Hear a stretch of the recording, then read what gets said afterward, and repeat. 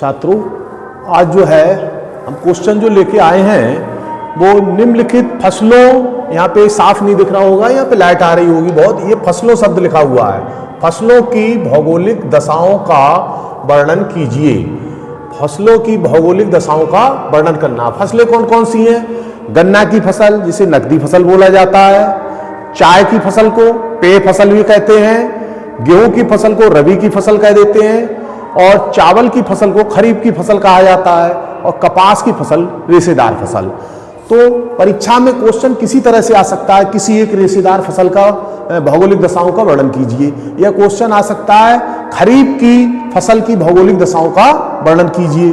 तो खरीफ की फसल की भौगोलिक दशाएं आती हैं, खरीफ की फसल में चावल आ जाएगा, और कपास की फसल में अगर आ जाए तो कपास ही लिखना है, वरना रेशेदार करके आ जाए तब भी कपास लिखनी है। तो नाम तो बदल सकते हैं, वो मैंने नाम बीच में आपको लिख दिए। चाय में पेय, गेहूं वाली को रबी कहते हैं, चावल को खरीफ कहते हैं, और कपास को रेशेदार कहते हैं।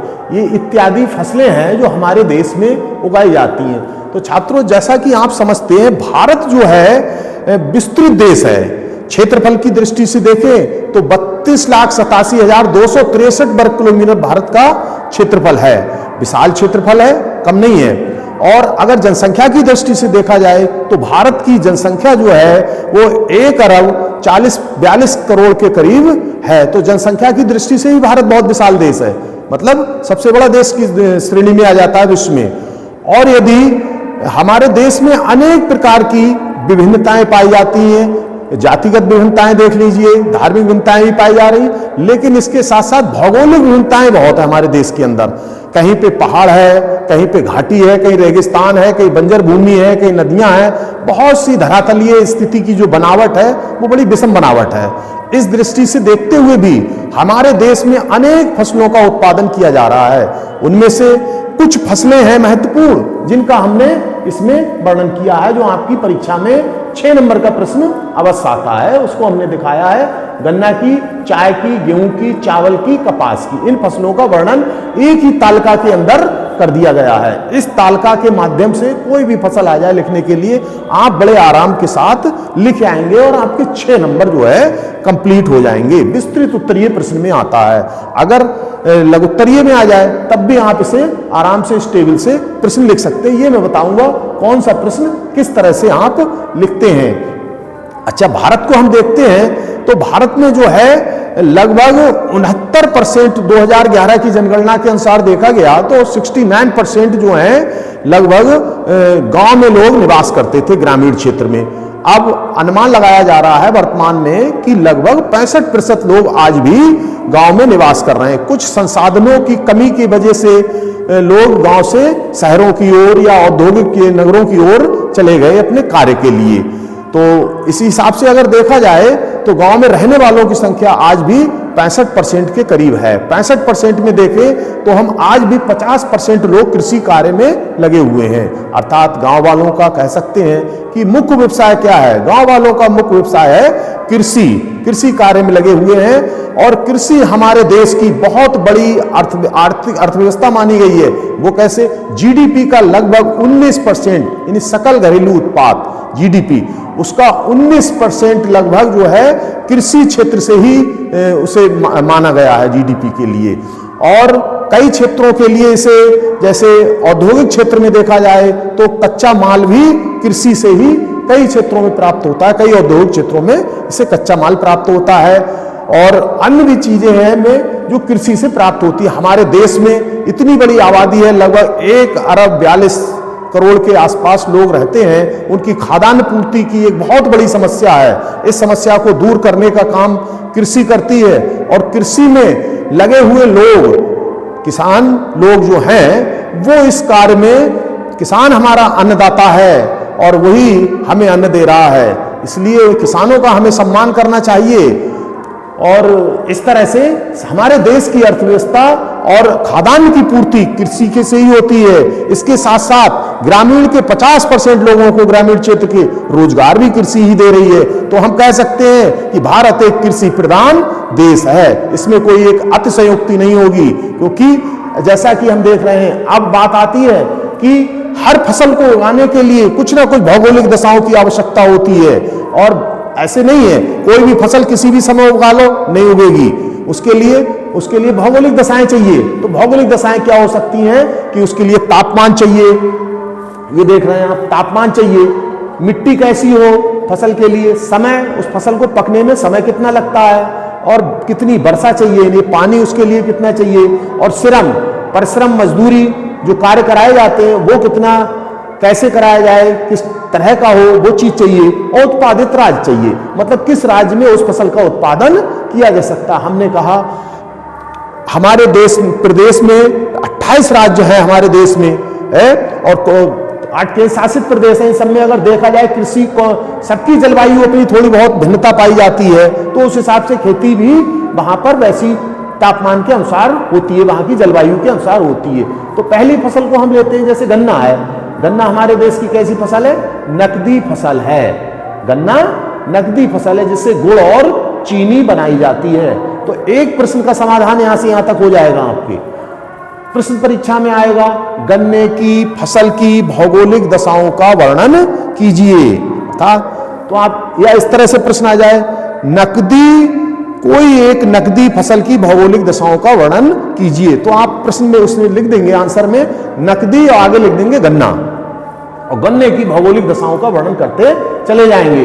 तो सबसे पहले आप उसमें हेडिंग डालेंगे तापमान। तापमान हेडिंग डालने के बाद उसमें लिखेंगे गन्ने के लिए तापमान। अब बात आती है गन्ने के लिए तापमान 21 डिग्री सेंटीग्रेड से 27 डिग्री सेंटीग्रेड होना चाहिए, ये लिखेंगे। फिर अगली आप हेडिंग डाल देंगे मिट्टी। अब गन्ने के लिए फिर वही लाइन लिखेंगे, गन्ने के लिए उपजाऊ, दोमट, नमी युक्त, चिकनी व लावा युक्त मिट्टी होनी चाहिए, जिसमें गन्ने की फसल अच्छी होती है और उत्पादन भी अच्छा मिलता है।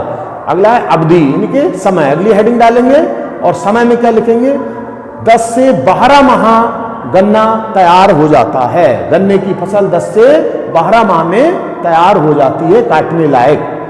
फिर अगली फसल डालेंगे वर्षा हेडिंग डालने के बाद फिर उसकी जो है वर्षा कैसी होनी चाहिए, मानसूनी जलवायु हो गन्ने के लिए, और 75 से 100 सेंटीमीटर वर्षा होनी चाहिए। किसके लिए? गन्ने की फसल के लिए। अगली भौगोलिक दशा है श्रम।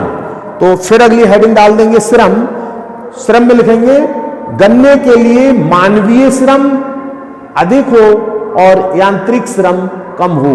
अब इसे समझने की थोड़ी सी बात आती है कि मानवीय श्रम, उसकी आवश्यकता, मानवीय श्रम की नराई, गुड़ाई, बुबाई इत्यादि के समय मानवीय श्रम की आवश्यकता पड़ेगी, तो ये अधिक होना चाहिए। और यांत्रिक श्रम तो उस समय थोड़ी बुबाई के समय आवश्यकता पड़ती है और उसकी ढुलाई के समय आवश्यकता पड़ती है, इनके फैक्ट्री तक पहुंचाने के लिए यंत्रों की आवश्यकता पड़ती है। लेकिन कभी कभी इसमें जो है, हमने गन्ने का हमारा प्लाट बड़ा है और हमने एक साथ उसमें पानी लगा दिया, पूरे खेत में 10, 12, 15 बीघा 2 एकड़ का प्लाट होने के साथ, और उसमें हमने एक साथ पानी लगा दे। अब हमें इतने मजदूर नहीं मिल रहे हैं तो मानवीय श्रम उपलब्ध नहीं करा पा रहे हैं, तो ऐसी स्थिति में कुछ यांत्रिक श्रम के यंत्र आ गए हैं, रूटावेटर है, कल्टीवेटर है, या और भी चीजें हैं, कृषि यंत्र हैं, अच्छे हैं, उनसे हम जुताई कर देते हैं। जुताई 1-2 घंटे में पूरे 2 एकड़ की जुताई हो जाती है। इसके बाद उसमें मानवीय श्रम लगा के जो पौधों के आसपास घास है, खरपतवार है, उसको धीरे धीरे करके श्रम के द्वारा निकलवा देते हैं। क्यों? फिर हमारा खेत सूखेगा नहीं, खराब नहीं होगा, जिसे गांव में कहते हैं ऊंट आ जाना। ऊंट आ जाना का मतलब उसकी 3-4 दिन के बाद, उस समय गर्मियों का दिन होता है, और 4-5 दिन में लगभग ऊंट उसकी आ जाती है। 1-2 दिन गन्ने की ऊंट ठीक रहती है, इसके बाद इतनी खुशक हो जाती है कि उसकी आप खुदाई नहीं कर सकते हो। लेकिन इससे पहले आपने जुताई करा दी तो आराम से धीरे धीरे उसकी खुदाई की जा सकती है। तो इसलिए मानवीय श्रम इसमें आवश्यक है और यांत्रिक श्रम भी आवश्यक है। दोनों का अपना अलग महत्व है, दोनों के बारे में मैंने आपको बता दिया। उत्पादित राज्य की बात आती है तो गन्ने का उत्पादन माने किस राज्य में होता है, भौगोलिक दशा है उसकी उत्पादन। तो इसमें उत्तर प्रदेश में गन्ना होता है, महाराष्ट्र में होता है, तमिलनाडु में होता है और कुछ छोटे मोटे राज्य हैं वहां भी थोड़ा बहुत गन्ना होता है, लेकिन मुख्य रूप से उत्पादक राज्य जो हैं वो यही राज्य हैं, यहां पर गन्ने की फसल उगाई जाती है। तो इस तरह से आपका एक क्वेश्चन कंप्लीट होता है। परीक्षा में यदि आ जाए कि गन्ने की भौगोलिक दशाओं का वर्णन कीजिए, तो आप क्या लिखेंगे? भारत एक कृषि प्रधान देश है और हमारे देश में गन्ने की फसल महत्वपूर्ण फसल है और एक नकदी फसल है। हमारे उत्तर प्रदेश और इनके लिख देंगे महाराष्ट्र, तमिलनाडु के अधिकांश क्षेत्रों के लोग जो है गन्ने की फसल का अधिक उत्पादन करते हैं और उसके लिए निम्नलिखित भौगोलिक दशाओं का होना आवश्यक है। फिर भौगोलिक दशा नंबर 1 हेडिंग डाल देंगे उसमें तापमान, और तापमान के बारे में लिख देंगे। फिर नंबर 2 हेडिंग डालेंगे मिट्टी, मिट्टी के बारे में लिखेंगे। ऐसे ही सबके बारे में लिखते चले जाएंगे। और कुछ जैसे 10 से 12 माह है तो इसमें अपनी भाषा भी प्रयुक्त करेंगे। क्या करेंगे? गन्ने की फसल बुवाई से लेके कटाई तक का समय 10 से 12 माह का लगता है। तो इसमें 2-3 सेंटेंस आपके बन गए, 2-3 लाइनें हो गई। कुल मिला के एक क्वेश्चन को आप 1 से लेके 1.5 पेज में आराम से हो जाएगा, 1.5 पेज में, और आपके 6 नंबर इसमें पक्के हो जाएंगे। ऐसे ही अगला आता है चाय पेय फसल के रूप में, या तो ऐसे आ जाएगा चाय की भौगोलिक दशाओं का वर्णन कीजिए या किसी एक पेय फसल की भौगोलिक दशाओं का वर्णन कीजिए। तो इसकी भी वैसे ही दशाएं लिखते जाएंगे। तापमान हेडिंग वही पड़ेंगी, सब भौगोलिक दशाएं सब कॉमन हेडिंग हैं सारे में, 1 2 3 4 5 इनके गन्ना, चाय, गेहूं, चावल, कपास सभी में हेडिंग वही पड़ेंगी। लेकिन प्रश्न जो पूछा जाए आपको वो लिखना है। आपके साथ गन्ना पूछा जाए तो गन्ना लिखेंगे, चाय पूछा जाए तो चाय वाला लिखेंगे, और गेहूं वाला पूछा जाए तो गेहूं वाला लिखेंगे, और चावल वाला पूछा जाए तो आप चावल वाला लिखेंगे, और कपास वाला पूछा जाए तो कपास वाला लिखेंगे। इसी तरह आप सारी फसलों का वर्णन करते चले जाएंगे। चाय में पूछेंगे, चाय के लिए जो है 20 सेंटीग्रेड से 30 सेंटीग्रेड तक तापमान होना चाहिए। अगला मिट्टी, चाय की खेती के लिए दोमट, पोटाश, लौहांश एवं जीवाश्मों की मात्रा वाली अधिक मिट्टी होनी चाहिए। और समय, ये दीर्घकालीन पौधा होता है, लंबे समय तक चलता रहता है, कई सालों तक का पौधा होता है। इसमें छांट दिया जाता है, थोड़ी सी ऊपर थोड़ी छोटी छटाई करने के बाद ये पौधा पुनः फिर से विकसित होने लगता है। इसकी पत्तियां जो हैं वो चाय के सुखाकर काम आती हैं। अगला मानसूनी जलवायु, 100 से 200 सेंटीमीटर वर्षा होनी चाहिए, और ये 600 से 1800 मीटर ऊंची पहाड़ियों पर होनी चाहिए। अब ऊंची पहाड़ियां क्यों होनी चाहिए? अगर इसकी पहाड़ियां ऊंची हैं और ढालदार हैं तो क्योंकि इनकी जो जड़ें हैं वो बहुत जल्दी सड़ जाती हैं, तो ढालू होंगी, पहाड़ियों पे होगा तो उसका पानी बह जाएगा और उसकी जड़ें सड़ने से बच जाएंगी। तो ये भी इसके लिए बहुत आवश्यक है। अगला है मानवीय श्रम। अब पहाड़ों पे ऊंची नीची जगह पर क्या यांत्रिक श्रम संभव है? यांत्रिक श्रम उसमें संभव नहीं है। ऐसी कंडीशन में मानवीय श्रम का उपयोग किया जाता है। पत्तियों को चुनना, तोड़ना है और उसके लिए सुखाना, बहुत से ऐसे काम है, वो गुड़ाई, निराई, तो मानवीय श्रम ही इसमें कामयाब है। अगला इसमें आता है उत्पादित राज्य। तो उत्पादित राज्य में देखा जाए असम व पहाड़ी क्षेत्र।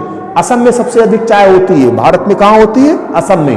और पहाड़ी क्षेत्रों पर चाय का उत्पादन होता है, लेकिन सबसे ज्यादा असम राज्य जो है उत्पादन इस चाय का करता है। अगला प्रश्न आता है गेहूं, और रबी भी नाम आ सकता है, लेकिन गेहूं की फसल के लिए भौगोलिक दशाएं लिखिए, तो फिर ये लिखते चले जाएंगे। 10 सेंटीमीटर से 30 सेंटीमीटर तक वर्षा हो, बोते समय 10 सेंटीमीटर और काटते समय, पकते समय 30 सेंटीग्रेड तक तापमान होना चाहिए। 10 सेंटीग्रेड से 30 सेंटीग्रेड तक तापमान होना चाहिए। अब ये क्या है बोते समय? अभी आपने देखा होगा इसकी अक्टूबर और नवंबर, 15 नवंबर से बुवाई शुरू हो जाती है, तो 15 नवंबर का तापमान जो है वही हो जाता है 15 नवंबर, और इससे जनवरी दिसंबर तक बुआई होती है, तो तापमान वही 15, 20, 10 ऐसी डिग्री सेंटीग्रेड जहाँ तक होता रहता है। और ये अपना इस तरह विकसित होती रहती है। और 30 सेंटीग्रेड होली का समय जब आता है, होली के बाद अप्रैल का समय, तो अप्रैल के समय में गेहूं पककर तैयार होता है, तो उस समय तापमान 25 से 30 डिग्री सेंटीग्रेड हो जाता है, गर्मी पड़ने लगती है, तभी गेहूं पक जाता है। फिर जमीन कैसी होनी चाहिए? मिट्टी समतल, उपजाऊ, दोमट मिट्टी होनी चाहिए। कम नमी वाली मिट्टी होनी चाहिए। ज्यादा नमी वाली होगी पौधा पीला पड़ के सूख सकता है। फसल कितने समय की है, तो फसल तो ये मात्र 6 महीने की फसल है। नवंबर में भी बोई गई तो नवंबर, दिसंबर, जनवरी, फरवरी, मार्च और अप्रैल में इसकी कटाई हो जाती है। तो इसलिए 6 महीने की फसल हो गई। और वर्षा 50 सेंटीमीटर से 75 सेंटीमीटर शीतकाल में वर्षा लाभदायक। अगर जाड़े के समय में वर्षा हो जाती है तो गेहूं का उत्पादन और अधिक बढ़ जाता है। अगला, इसमें मानवीय व यांत्रिक दोनों प्रकार का श्रम होना चाहिए। मानवीय श्रम की भी आवश्यकता होती है गेहूं को बोते समय या खेत को तैयार करते समय, और उसकी जो है नाली बनाई जाती है, रेजे बनाए जाते हैं उसके समय, तो मनुष्य का मानवीय श्रम भी होना जरूरी है और यांत्रिक श्रम भी आवश्यक है। गेहूं की बुवाई के समय और गेहूं की कटाई के समय, इन सब के लिए क्या है, यांत्रिक श्रम की भी आवश्यकता है। खेत ज्यादा है और एकदम पक्के तैयार हो गया, बड़ा प्लाट है, तो हाथों द्वारा काटना उस चीज को संभव नहीं है। ऐसी स्थिति में क्या किया जाता है, यांत्रिक श्रम का प्रयोग किया जाता है। अगला आता है, ये कौन कौन से राज्यों में होता है उत्पादित राज्य, हेडिंग पड़ी हुई है, उसके हिसाब से डालेंगे। उत्तर प्रदेश, पंजाब, हरियाणा, इन राज्यों में इसका जो है उत्पादन अधिक होता है गेहूं का, और अन्य जगह होता है लेकिन बहुत, जैसे राजस्थान में भी होता है, बिहार थोड़ा सा उत्पादन होता है, गुजरात में, लेकिन मुख्यतः राज्य जो है वो उत्तर प्रदेश, पंजाब, हरियाणा, इनमें सबसे अधिक उत्पादन होता है। अगला आता है प्रश्न, फिर प्रश्न तुम्हारे परीक्षा में आएगा, इस तरह से भी पूछ सकते हैं कि चावल की खेती की भौगोलिक दशाओं का वर्णन कीजिए। तो चावल की खेती की वैसी है, 25 डिग्री सेंटीग्रेड से 30 डिग्री सेंटीग्रेड तक तापमान होना चाहिए। मिट्टी कैसी हो, चिकनी, दोमट, डेल्टाई, समुद्री, तटीय वाली मिट्टी होनी चाहिए, बाढ़ वाली। 6 माह की फसल है, इसका भी समय वही 6 माह का है, और 100 से 200 सेंटीमीटर तक वर्षा होनी चाहिए। इसमें श्रम कौन सा होना चाहिए, मानवीय व यांत्रिक दोनों श्रम हो जाते हैं। अब चावल की जो धान की रुपाई होती है उसमें मानवीय श्रम ज्यादा अच्छा रहता है। अब तो मशीनें चल गई हैं, बहुत से यंत्र चल गए हैं, उनके द्वारा भी बुवाई हो जाती है, लेकिन सबसे अच्छा जो श्रम माना गया है वो मानवीय श्रम माना जाता है। कटाई के समय चलो मशीनों से कटवा लो, लेकिन उसकी धान लगाते समय, पौध लगाते समय उसमें मानवीय श्रम की अधिक आवश्यकता होती है। इसके साथ बीज के समय में उसमें खरपतवार हो जाती है, तो खरपतवार नाशक दवाएं तो लग जाती हैं, लेकिन इसके बाद भी कुछ खरपतवार ऐसे हैं जो हाथों से साफ करने पड़ते हैं, वहां मशीनें नहीं चलाई जा सकती। तो ऐसी कंडीशन में कौन सी होनी चाहिए, मानवीय श्रम होना चाहिए। वहां यंत्र नहीं चलेगा, यंत्र चलेगा तो फसल ही बर्बाद हो जाएगी। अगला है, किन राज्यों में होती है, तो ये उत्तर प्रदेश, पंजाब, हरियाणा, पश्चिम बंगाल, बिहार, पहाड़ों पर सीढ़ी नुमा, पहाड़ों पर जब खेती की जाती है तो मैंने आपको बताया था सीढ़ीदार ऐसी क्यारी बना लेते हैं, इस तरह से उसमें रेजे बना लिए और इस तरह से उस पर खेती छोटी छोटी क्यारी बना के करते हैं, सीढ़ी नुमा, जैसे सीढ़ी होती है उसी तरह से। अगला आता है प्रश्न आपका, कपास, ये आया कपास। कपास, इनके ऐसे भी पूछ सकते हैं, कपास की खेती की भौगोलिक दशाओं का वर्णन कीजिए, या इस तरह से पूछ सकते हैं, कपास ये रेशेदार फसल की भौगोलिक दशाओं का वर्णन कीजिए। तो ये रेशेदार फसल की बात आती है, इसका तापमान कितना, 20 डिग्री सेंटीग्रेड से 35 डिग्री सेंटीग्रेड तक होना चाहिए। पहली हेडिंग तापमान डालेंगे, फिर अगली मिट्टी कैसी होनी चाहिए, काली, लावायुक्त, अधिक नमी वाली मिट्टी होनी चाहिए। अगला आता है किस्म के अनुसार 5 से 6 माह, इसमें किस्म के अनुसार होता है। कुछ किस्में ऐसी हैं वो जल्दी पक जाती हैं, 100 से 120 130 दिन में, कोई ऐसी किस्म है जो 200 से 230 दिन तक लेती है। तो किस्म के अनुसार इसका समय होता है पकने का, जैसी किस्म है उसकी वैसे उसके पकने का समय है। अगला आता है 50 से 75 सेंटीमीटर तक पानी वर्षा होनी चाहिए। पानी इसका जड़ों पे नहीं रुकना चाहिए, ढालदार भूमि हो जिससे कि जड़ें सड़ जाएंगी वरना पानी रुक गया, तो इसलिए पानी निकास की व्यवस्था होनी चाहिए, पानी बिल्कुल नहीं रुकना चाहिए। तो ये तो बात हो गई थी वर्षा की। अगली हेडिंग आती है आपकी श्रम। अब क्षेत्र वैसा है, सस्ते, श्रमिक, स्त्री, पुरुष, बच्चे, यांत्रिक श्रम कम। यांत्रिक श्रम तो इसमें बहुत कम होता है, लेकिन सस्ते श्रमिक होने चाहिए, स्त्री पुरुष, क्योंकि जो कपास की खेती जो है इसमें बहुत ज्यादा भारी श्रमिकों की आवश्यकता नहीं पड़ती है, क्योंकि खर्चा बहुत आ जाएगा आमदनी के हिसाब से। तो ये श्रम जो है सस्ते, बच्चे जो हैं, स्त्री हैं, पुरुष हैं, पुरुष थोड़े से, पुरुषों की आवश्यकता पड़ती है, थोड़ा सा काम भारी भी होता है उसमें, और स्त्री और बच्चे जो हैं ये सस्ता श्रम माना गए हैं, क्योंकि ये पुरुष जो है, पुरुषों की मजदूरी मान लीजिए 300-400 रुपए है, 500 रुपए है, तो बच्चे और स्त्रियां हैं वो 200-250-300 तक में मिल जाती है। इनकी सस्ता श्रम माना गया है। और गुजरात, उत्तर प्रदेश, मध्य प्रदेश, महाराष्ट्र आदि राज्यों में इसका उत्पादन किया जाता है। तो छात्रों, आज हमने आपके लिए एक ऐसा क्वेश्चन लेकर आए थे जो आपकी परीक्षा में 100% आएगा, 100% क्वेश्चन आएगा।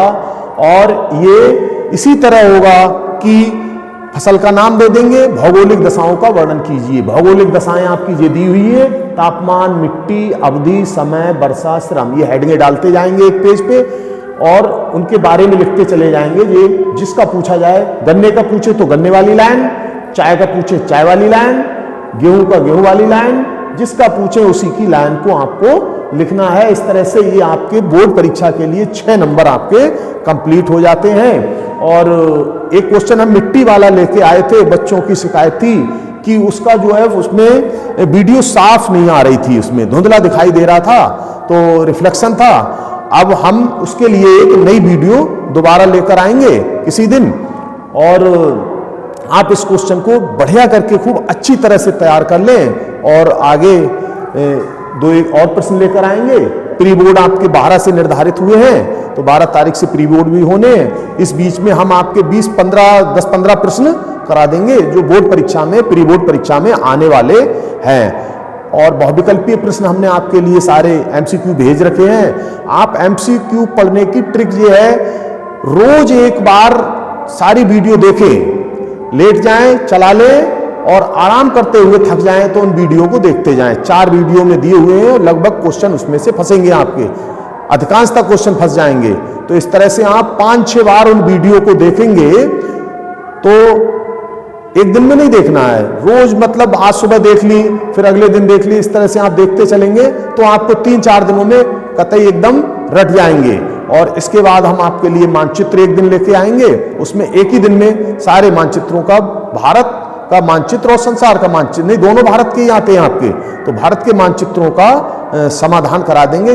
जो भी आता है वो उस तरह से हम बता देंगे, लगभग उसमें भी आपका फंस जाएगा। तो ये सारे क्वेश्चन आप इसको बहुत अच्छे से तैयार कर लेना। और बस आज के लिए इतना ही।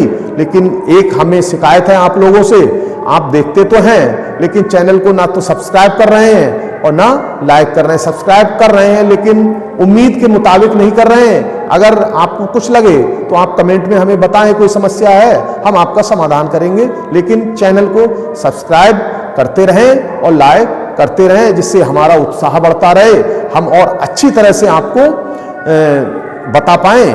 धन्यवाद, आज के लिए इतना ही, ठीक है।